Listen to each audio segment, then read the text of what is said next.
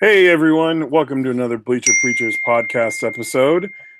Today we are going to do some baseball. Um, First and foremost, the Yankees did win the wild card game today, so I'm pretty happy. And just like the Yankees fans It's out cool. there, I'm not here either. yeah, um, like the Yankees fans said, we want Boston. So, Jonathan Roberts, introduce yourself here, buddy.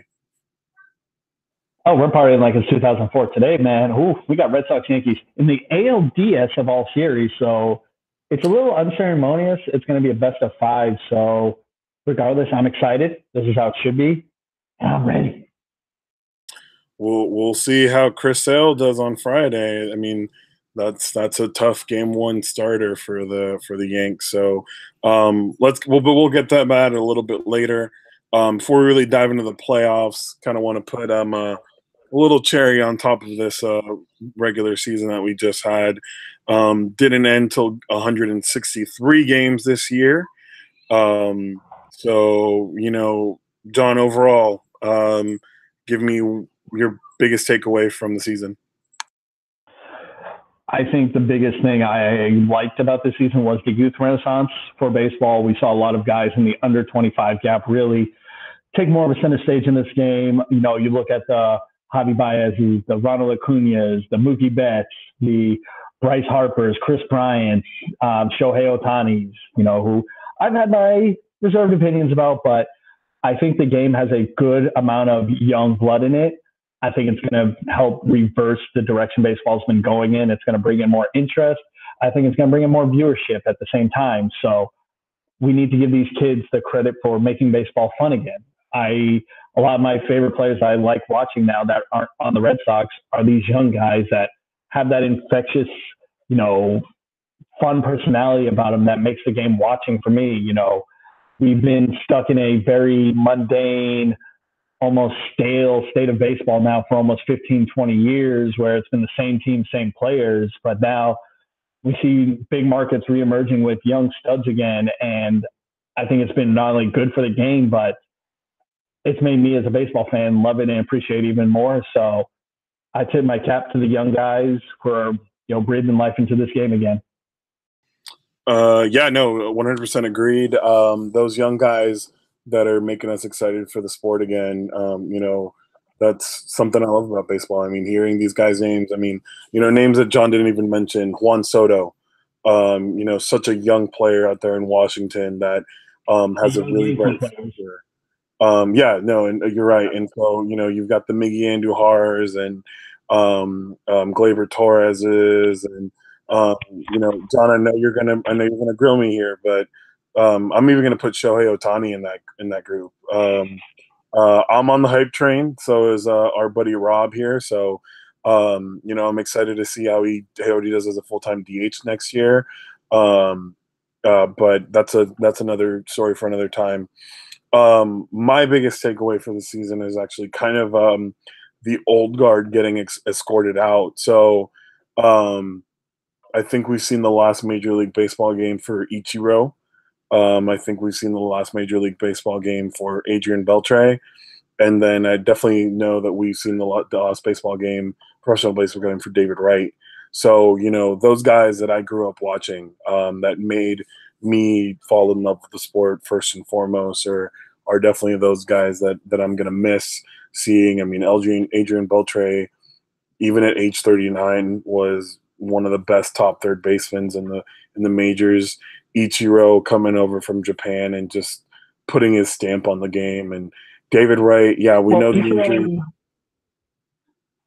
He's oh, on I the was going to Mar- say, Ichiro, he's on yeah. the Japan series, but we kind of know that. I mean, I don't know. At least for me, I feel like this is a telltale sign that this is his last hurrah. No, and he wants to go out at home, so I can't blame him for that. But it is kind of, telling that with how great the young guys have been, the old guys get escorted right on out. So Mm. I'm just here for the game to be better as a whole, top to bottom, whether it be young pitchers, young hitters.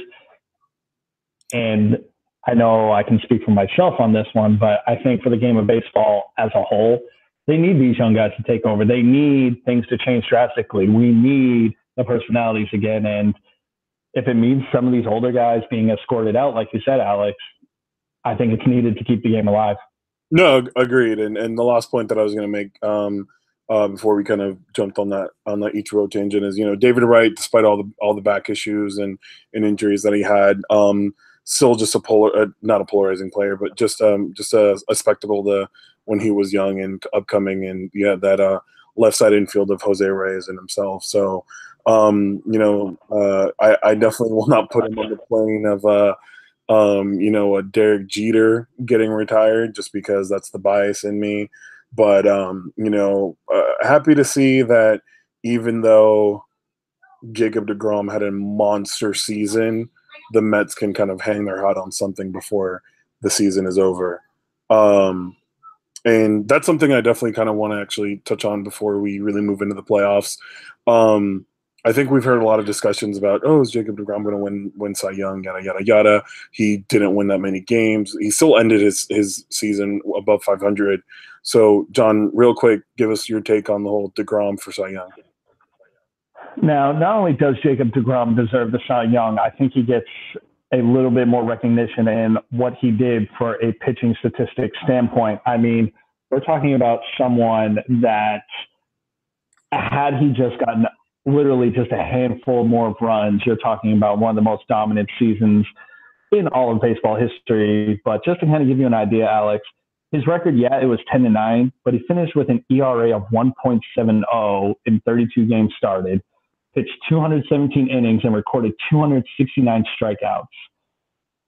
Just those bare bottom stats alone, I'm already blown away with how great that is. And for people who are going to look at the wins-loss being only 10-9, there's a lot that can be looked into that, and how much of that is, I think, misguided from the lack of run support he got. I just don't know how he doesn't get the Cy Young. Yeah, there were other decent candidates at this, but with a resume like deGrom's, he put up incredible stats for a bottom of the barrel team, but every fifth day deGrom was as close as to lights out you can get. I think, I don't have the exact stat in front of me, but if he held the opposing team under, I think it was like 2 or 3 runs. I don't know how he doesn't get more wins in that sense, but I'm saying it's the Mets. There's not a lot of support right now. They're a rebuilding team that refuses to rebuild right now. And I think, yes, Jacob deGrom should be the NL Cy Young, but I think the override storyline is, will Jacob deGrom even be on the Mets this time next year?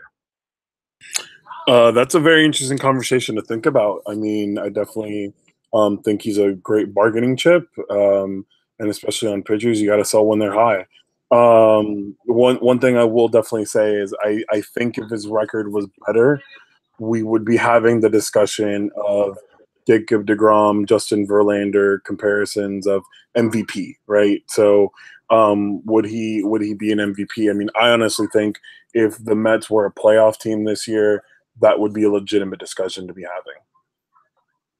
What do you think? No, as it should, as you talk about when not only Clayton Kershaw having, I believe it was his 2014 or 2015 season where he was getting MVP consideration, but I go back to the Pedro 99 year where not only was he completely lights out, you're talking about, and I hate to do this to you, but it was one New York City writer and one Minneapolis writer not giving Pedro MVP nods because he wasn't an everyday player and ended up going to Pudge Rodriguez, who does deserve it. I'm not mad about that. But you look back at Pedro's 99 year, I think this is the closest we're ever going to get to that again, was how good deGrom was on a 5-night basis.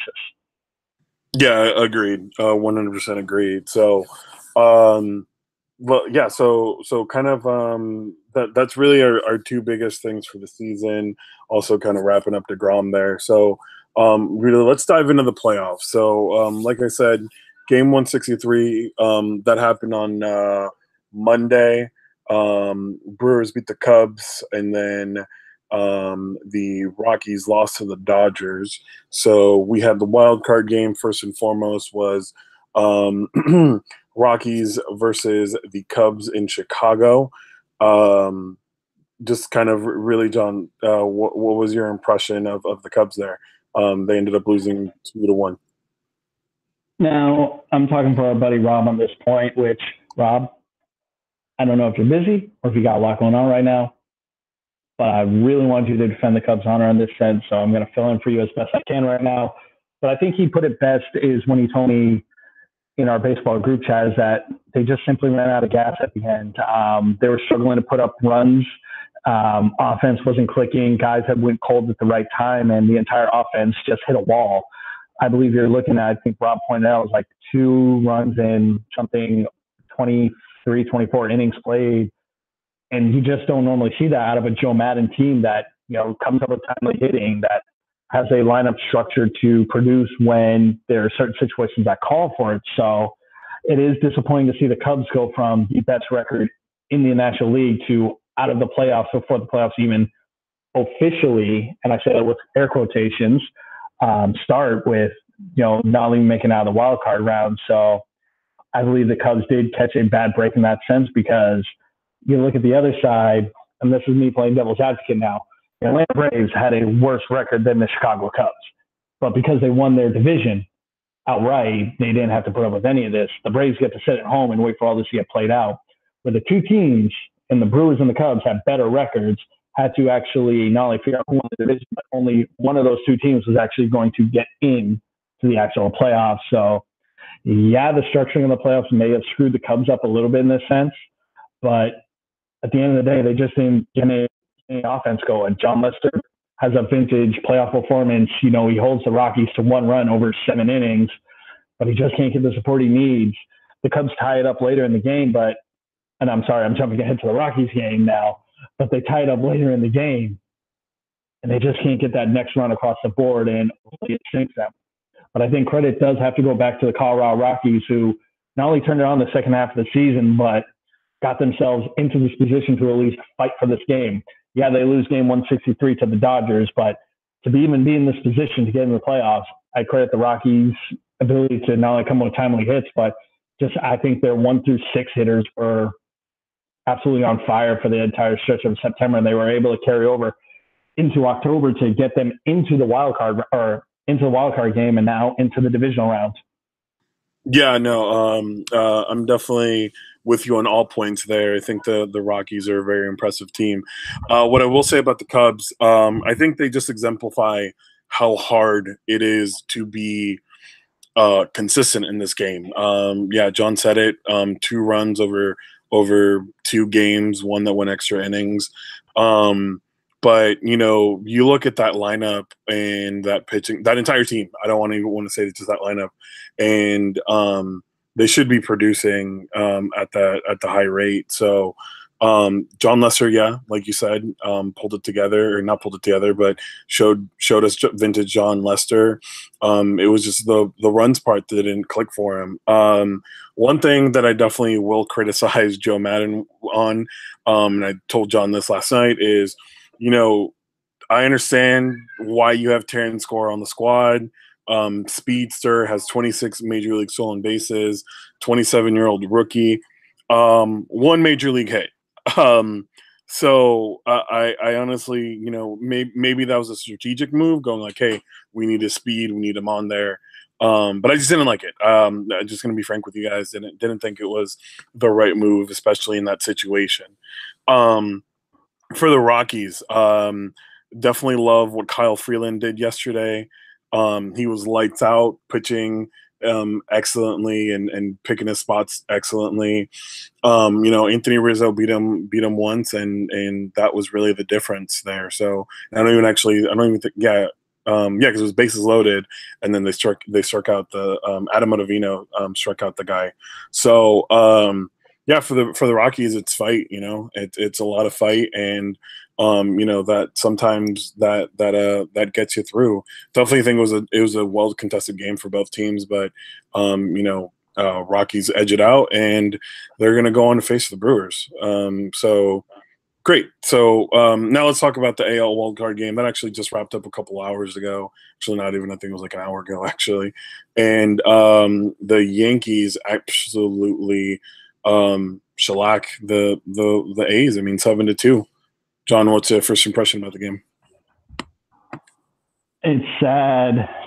I really like the A's. I like their makeup this year, but this is the year where the AL is so top heavy that some some teams got to pay. And right now, as great as the season the A's had, they ran into a Yankees team that's getting healthy at the right time, and we saw it on full display tonight.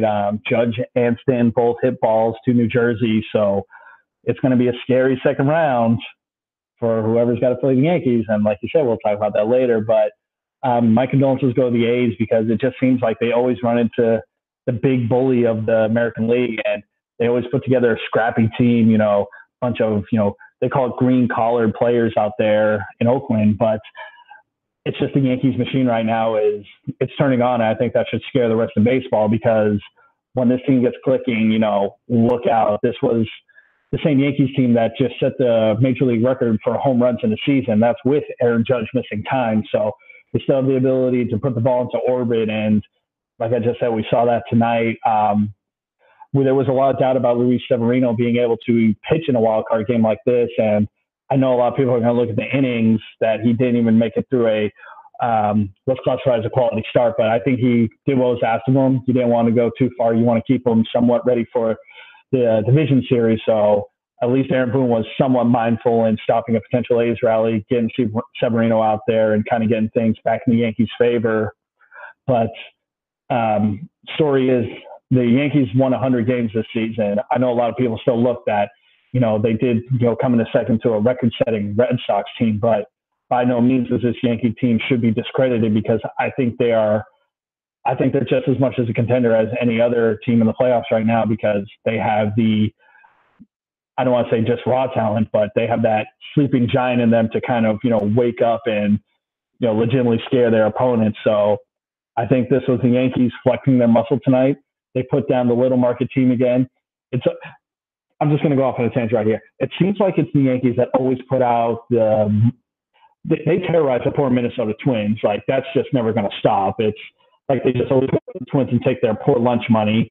And then it's also the Oakland A's, the same team that's got to scrap and claw their way into the playoffs every single year. They have to manufacture runs. They have to, kind of find the hidden analytics in baseball to make things happen. Analytics don't hit home runs 450 feet. I'm sorry about that. Yeah, and no. At the end of the night, that's what we saw. The Yankees just flexed their muscle. They put the A's down, and they send them back to Oakland as losers again. Yeah, and kind of just going off of what you said, definitely I would also put Seattle in that group. I mean, Seattle at some points was just, the little brother to the Yankees. So, no, 100%. I think you were spot on with it. Very happy to see Severino have a good start. Very happy to see Aaron Judge hit a ball, like you said, in New Jersey, fastball inside. And then I guess definitely one thing that I do want to kind of ask you about, John, is, for what's his name? Bob Melvin. That's the manager for the A's. Bob Melvin was putting out Liam Hendricks as a quote unquote opener, the right move. It's this newfound ideology. We talked about earlier in the season with managers not really having a set rotation at times where they kind of use their bullpen in reverse almost. So I think he overmanaged the game, if that makes sense, because you saw the Yankees go up 2-0 in the first inning and they never really had to look back from there. So I know hindsight's 20/20. It's easy to second guess them from that point on, but the A's had their strategy going into this game, but a couple of bad pitches kind of put the game out of reach for them. So I really can't fault them for that. It's a strategy they used to help get to this point this season. But again, I don't think you can do those tricks against a team like the Yankees because one inning and all of a sudden you can't catch up. Yeah, no, I think you're completely right about that. Chris Davis, the good Chris Davis, goes deep, something we've been seeing all year long.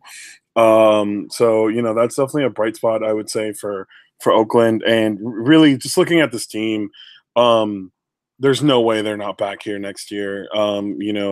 They're such a loaded team in terms of just talent wise. So they're going to be back there. You've got Matt Chapman, Matt Olson, Jed Lowry, Chris Davis, Steven Piscotty. I mean, Marcus Semien. So those names, if you're wondering like, hell, I don't know any of those names. you're going to know about them pretty soon here. So it's bound to happen.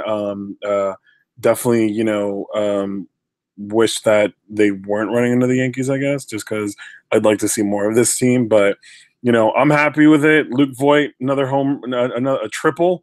He looked gas out there, so happy for him. And then we're moving on to the next team, and well, like I said, we'll talk about that later. So, all right. So now that we've got the division series ready to go, let's talk about them. So the first series we're going to talk about Braves Dodgers. My take on this is now I'm hoping, and Andy, if you're listening, I'm sorry, but I'm hoping the Braves beat the Dodgers. But experience-wise, it's the Dodgers 99%. They've got the postseason experience. They've been there before. The Braves are new to this. They're gonna have some jitters going into this game and going into the series. Honestly, I think the biggest question for the Dodgers is what is Kershaw going to figure it out? I think it's a question everyone wants to know. It's kind of like when A-Rod and he was with the Yankees in the early years and was like, oh, well, he sucks in the playoffs. Well, he's still a generational talent. So Kershaw is definitely going to figure it out. And then it's also for the Dodgers is can they get the offense clicking? Kike, Yasiel, all those guys, they need to contribute. And, the good thing is they've got three games at home in Chavez Ravine. And to the Dodgers' credit, we did kind of express our concern over their slow start at the beginning of the year. So they were able to kind of get things rolling. But when you bring in a Manny Machado at the All-Star break, he was able to give them a bit of a boost here. And one thing I really like about the Dodgers is their ability to kind of tinker their lineup a little bit. Cody Bellinger, I think he's still a solid piece to have. And we still look at the Jock Peterson, Yasiel Puig, Kike Hernandez. And then one of my favorite players, Justin Turner. I think they're set up and down right now to kind of compete and be ready for another World Series run. It's not that I'm picking against the Dodgers. It's just that I want them to see them run it back. And if they can trust anybody after Clayton Kershaw, we know how lights out he can be. We've seen him do in the past. He kind of, I want to say the past, I would say last postseason run, he was able to kind of put those postseason demons behind him. But, is a young kid like Walker Buehler going to be up for the job? This is his first real exposure to the big stage here. Kid's only 23, and now he's going to be expected to carry one of the heavy hitters in the NL right now. And if you're the Dodgers, you're the favorite. You know this. It's a young, scrappy Braves team. A lot of them, this is their first time here. And, I think it's going to be a good series because it kind of gives you an idea of how we mentioned old guard versus new guard. This is the Dodgers' fourth, fifth postseason in a row where they're, seen as World Series favorites. Then you got the Braves who are kind of here by accident, but at the same time, they have legitimate talent. They're not necessarily afraid of this challenge in front of them. And, I mentioned at the kick, young players taking over. Ronald Acuna. I mean, would it shock you if he led off the game with a home run again? Nope. So that's one thing I would not be surprised to see at all. And, if I'm the Braves, that we're just, the pressure, I think, is all on the Dodgers. They're the ones that have to deliver. The Braves, they're just here because, someone had to represent the NL East and, okay, nothing serious. The Braves are a good baseball team. A lot of the young guys, they still had down the minors and whatnot. That's not that, their future looks great, don't get me wrong, but I think they're ready for right now. The only thing is I don't think they're ready quite yet. I think the Dodgers end up putting them away. I'm right there with you. I definitely think that it's going to be the Dodgers series to lose, really, and I don't want to say that I'd be surprised if the Braves would win, but I would definitely be, I guess caught off guard is a good way of putting it. So no, I think you said everything brilliantly, John. So, we got a lot more to cover, so let's keep going. So team that beat the Cubbies is going to be playing the division rival there. So Rockies Brewers. My take on this series is Christian Yelich is a god. Just the ice in his veins. Really, my biggest question in this series is, um, what are the teams going to be like if we get to a game in cores? Is it just going to be an 11 to 9, home run match, or is it going to be something that pitchers can figure it out and go? And now that it's colder, the ball's going to fly more. So that's something we also got to think about. Rockies, I think they have the young talent. But again, I think it's kind of the same thing as the Braves here, is that maybe they got here a year too early.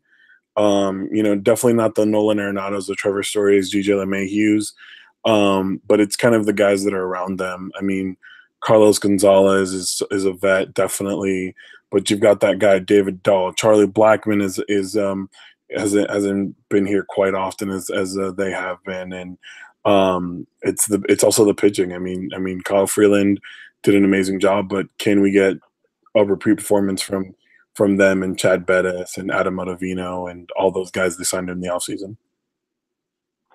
And that's what kind of stands out to me the most about this series is we expect a lot of offense. I mean, that's even before you get to the wonderful hitters park known as Coors Field.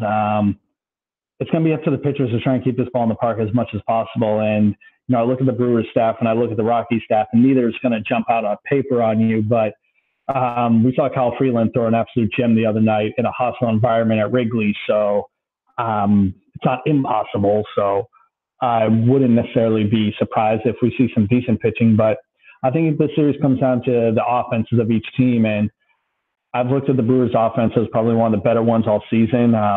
Their pitching, as well as some of their bullpen worries, kind of scared me off a little bit. And I essentially sold my stock in the Brewers, but they were able to overcome all that and just keep absolutely mashing the ball. And who I think is going to end up being the NL MVP, Christian Yelich, the guy he can't get out right now. So I think the Brewers end up advancing in this series. As much as I love the concept of Rocktober, it's the wrong opponent to run into. And I think the Brewers, they're just clicking right now. And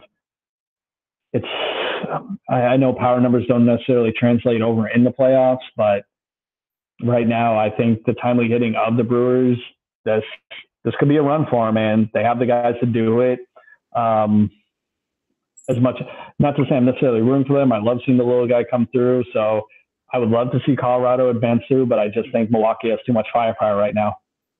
Yeah, agreed. I think it's going to be a Brewers win for sure there. So, we'll see, but I'm with you kind of in the same boat. I want to see the little guy win, but I think the Brewers are just too good to not win the series. So good. So excuse me. Let's go on to Indians Astros American League, one of the division series. So Indians had 91 wins on the year. I believe the Astros had 103. Record wise, and I think overall wise, if I'm saying right, I give the edge to the Astros. I think the Indians, as bad as it sounds, won the Central because somebody had to win the Central. Now, not to say that Indians are a bad team. I mean, you got Jose Ramirez on that team, and Corey Kluber, Trevor Bauer. So not Andrew Miller also. So definitely don't want to discount the Indians, but at the same time, I really think they had a down year together. 91 wins is kind of honestly not that many in kind of what you see from the other teams.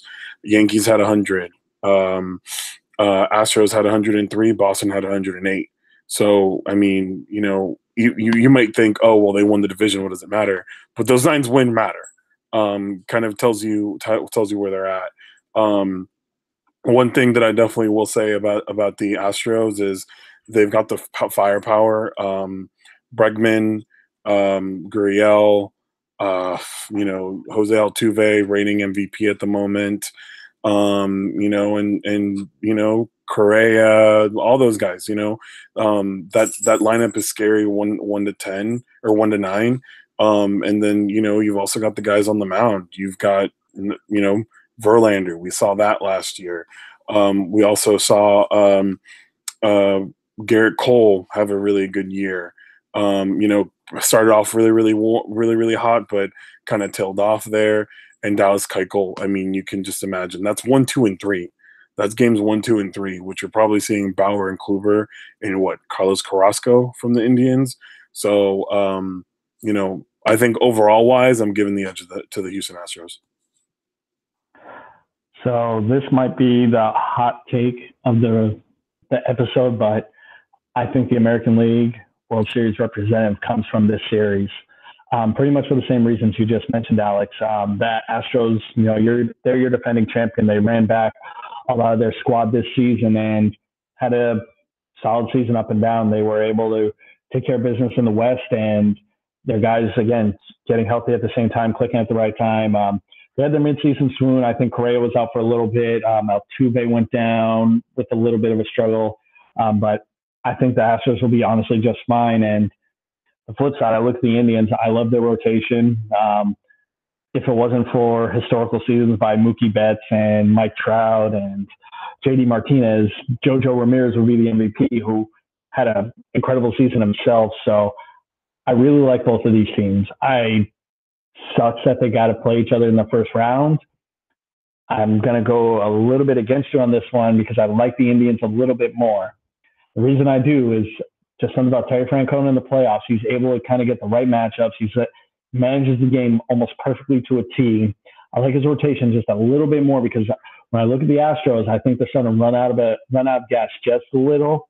That back end of the bullpen still looks a little iffy to me. I know they brought in Osuna at the trade deadline, who he's a good arm and everything, but he never was the most reliable ever since coming to the Astros. And, I look at, the Bowers, the Corey Klubers, the Mike Clevingers, who someone that I think they get enough credit for how well he pitched this year. And, if I'm including Carrasco in that too, all four recorded over 200 strikeouts. So that is not a slack starting rotation by any means. So I look at the Cleveland Indians as someone not only to look out for, but I think they take care of the defending champions in this series. We'll see. I mean, this is the first one that we've kind of gone against each other. So, my pick is Astros and John's pick is the Indians, which I can't say that I'm surprised, but it is what it is. Plus, they have the wild thing, Greg Vaughn. Like when you have a back end bullpen that strong, you got to trust those ex-cons from California coming out of your pen. Oh my gosh, he's back! Put the music on. Wow, dang. No, so yeah. I mean, John, I'm kind of shocked that you said that the World Series representative is going to come out of this series. This is me being the objective. I'm seeing it just as a baseball fan. This is just me observing from the outside, and I'm trying my hardest not to play favorites in this one. I just like the makeup of the Indians and Astros a little bit more than the other two teams in the AL. I think you're just trying to aim high and expect low. All right, cool. All righty, awesome. So let's go to the final series that we're going to talk about. The rivalry's back on, I guess. So it's Yankees Red Sox, if you guys didn't know and lived under a rock. And the season series, if I'm not mistaken, went to the Red Sox 10-9. So very, very evenly matched teams here. Of course, a heated rivalry. But we're gonna see.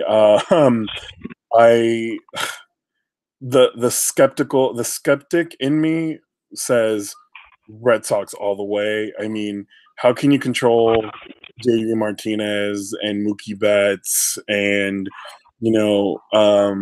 Chris Sale?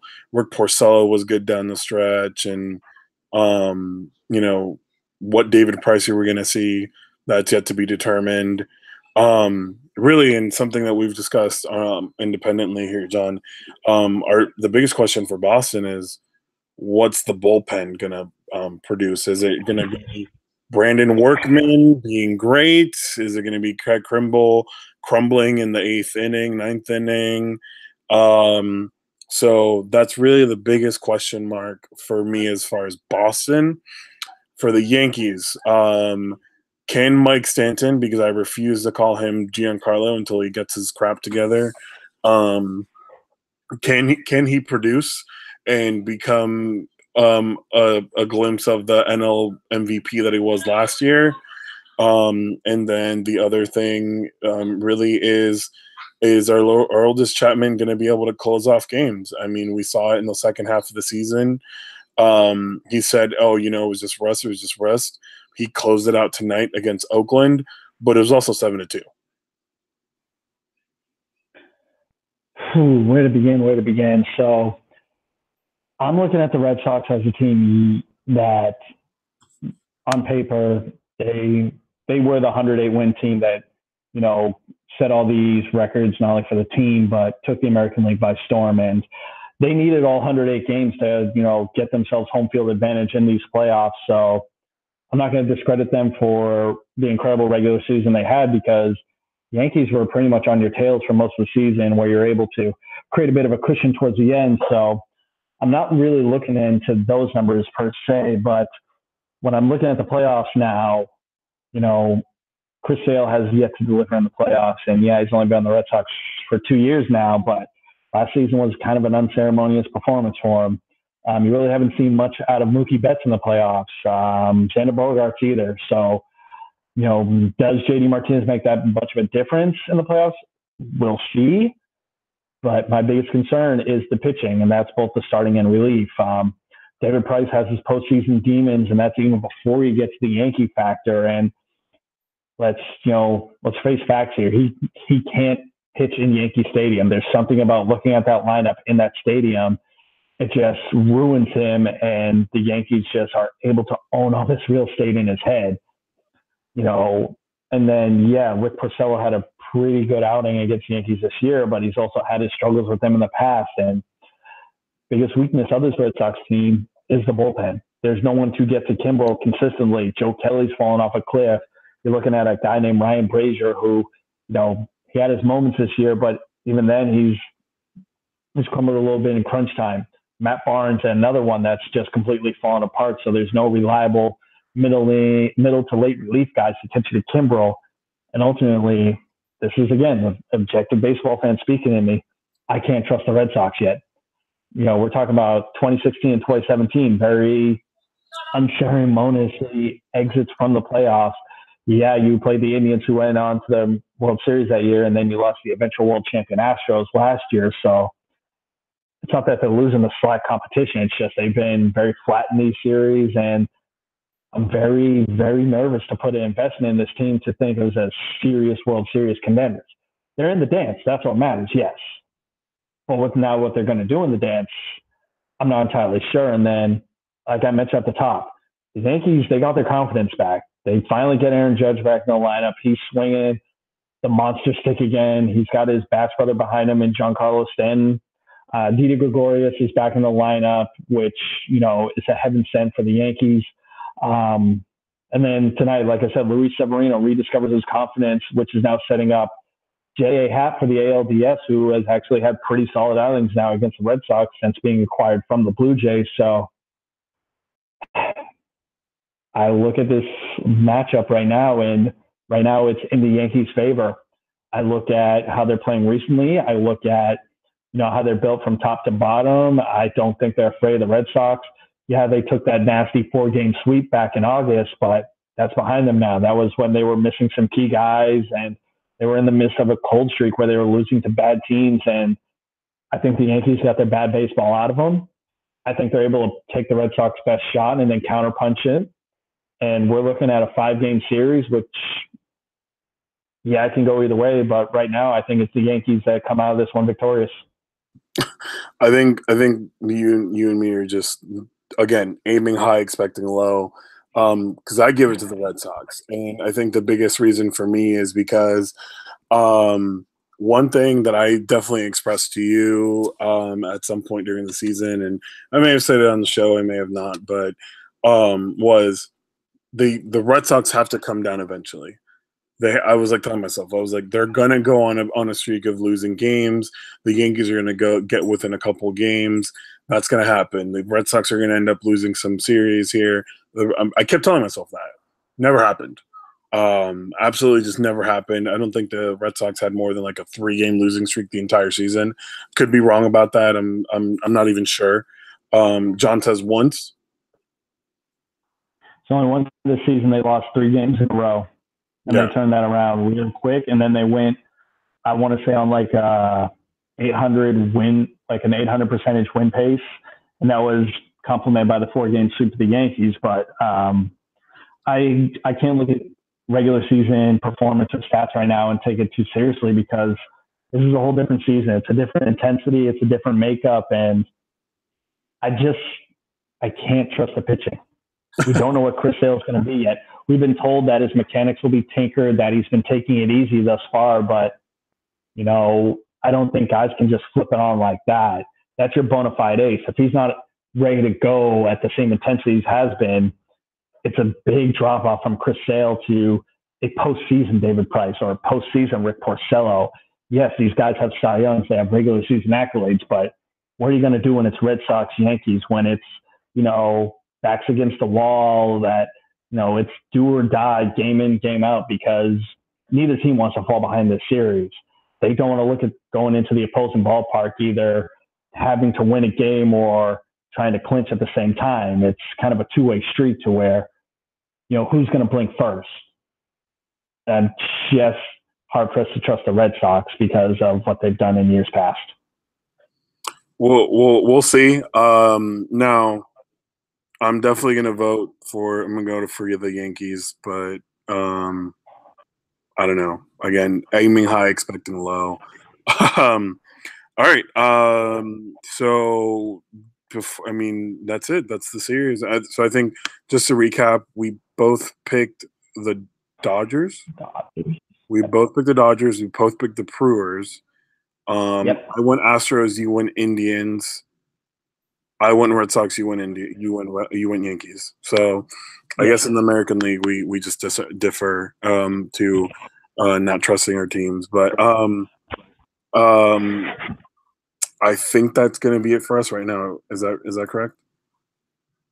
Yeah, we'll come back for the championship series because we're going to have to unpackage this Red Sox Yankee series and see where it ranks amongst, the wonderful playoff runs of 97,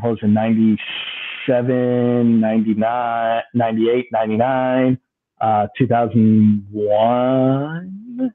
Remember, Aaron Boone is now the manager, so 2001 is that was 2000. No, that was 2003. Boone hit the home run. It was I'm talking about you're right, against Tim Wakefield. You're right. Yeah, that moonshot to left field. God, jeez. Okay, well, that's one reason he has that job right now, right? Oh, 100%. The only impact he ever had for the Yankees was that one home run. And had Aaron Boone not torn his ACL playing a pickup game of basketball, it's A-Rod who goes to the Red Sox, and then history's all different from there. And it's a whole nother rabbit hole we can go down at a later time. John, okay, maybe now we can say different things, but during that process, let's go. Okay, 2006. Do you want Alex Rodriguez on the Red Sox? It's 2006, so you're looking at post-2004 World Series title with Manny and David Ortiz. And you win one more the year after. Then you win in 2010 with pretty much the same essential core with some added players. They were able to bring in Michael Lowell and Josh Beckett at the time, among some other key role players. But I wouldn't want to alter the course of history because it's not a proven commodity that A-Rod would have clicked in Boston the same way he clicked in New York. And I say he clicked in New York because I think he kind of got a bad rap because of how his career kind of ended there almost. But it doesn't change the fact of how good A-Rod was in his prime. And I think that gets overlooked a lot. Oh, 100%. Agreed. I'll be the first one to tell you that when the whole PED thing happened, I was eating sour grapes the entire time. So, but I mean, kind of looking back at it, you stare at it and go, you know what? You won in 2009, Alex. So can't really blame you there. Awesome. So, guys, first and foremost, want to thank you guys for listening to us talk about stuff. Second of all, hockey is back. So, the Golden Knights play tomorrow, Thursday. This may come out on Thursday, so it might be today. We are also, Thursday morning. yep. So, also keep an ear out for NFL. We are trying to do a weekly wrap up thing here, so make sure to listen to that. And reach out to us, guys, if you have any questions or want to hear anything on the show. Love to hear from you. My Twitter is RonCal33BPP. Hit me up. Find me any way you can. And I'm definitely all ears. John. You can find me on Twitter at Jonathan_R. The show is on Twitter at Bleach Preach Pod, Instagram Bleacher Preacher Podcast, where, I don't know at this point, but you can follow the podcast. You can listen to the podcast via SoundCloud, Stitcher, Google Play, as well as your Apple iPod or podcast, network. Stream us, download us, rate us, all that fun stuff. It helps us move up the charts. We're trying to get our name out there, kind of make some noise in this world of sports media. Trying to quit my day job. Let's just be honest. This is my way out of the sneaker industry one day, so who knows? Oh man! All right, guys. Again, reach out to us. We will be talking to you guys very soon. Thank you, guys. Have a good night.